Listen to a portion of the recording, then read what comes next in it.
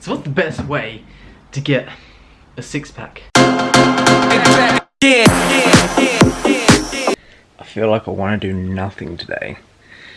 Absolutely chattered. You're all wet. Time to head off to the gym and do a little bit of work in a coffee shop before. Kind of feeling like I might do a little bit of a different session. I've just been feeling a little bit stale on my training at the moment and just kind of wanting variance, doing something different.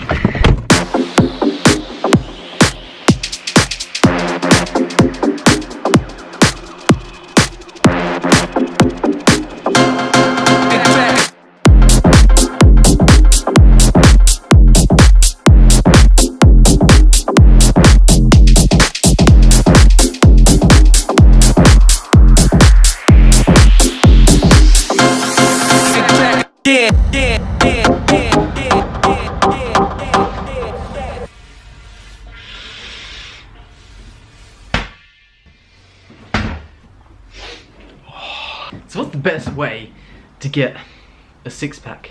Train your abs. Is it stuff like this on a Swiss ball, or is it doing other things like just body weight stuff, or is it using the TRX and suspension training? Trouble is, people think they got to do all of these ab exercises to develop them, and that's what's going to get them a six-pack. Hitting in these evening walks just kind of top out any excess walking I need to do for that day, hitting that 8,000-10,000 step mark. See, the thing about core training, now this is my personal view. When you're training big compound movements, squats, deadlifts, overhead press, bench press, you're using your core to stabilize your spine. You're using your core, and so you're training your core. You use your core when you're out walking, when you're running, whatever exercise you're doing, you are using your core. Doing an hour of ab training is largely kind of pointless in my view. I think that by doing this, it's a lot of ego stroking. Like, you think that by doing this ab work and core stabilization stuff, that's what gives you the six-pack. It's not. What makes the six-pack visible is dropping body fat, is losing that fat so you can actually see the abs. Yes, they need to be developed to a certain degree, but we've all seen those skinny little guys that have a six-pack. They have it because they're lean. It's not necessarily that their abs are developed.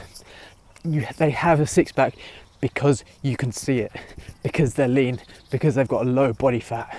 Now, what I personally do is I do train my core to some degree, probably not as much as I personally need, because I think I've got a fairly weak core in relation to where I am in kind of strength-wise in my other movements. I think my core is one of the aspects that's let me down. Hence why I had all this blood sort of spots all over my face, burst blood vessels, because my core wasn't able to stabilize itself as much as it needed. So all the pressure built up into my face. But you don't need an hour.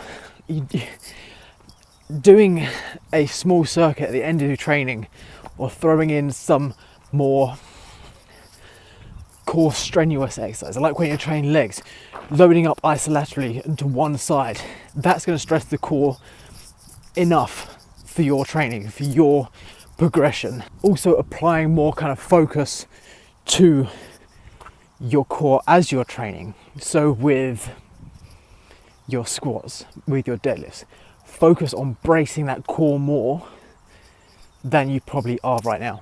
But if you want to cover all bases, throw in a couple of sets of weighted ab exercises, throw in some planks, end of the exercise or in between sets.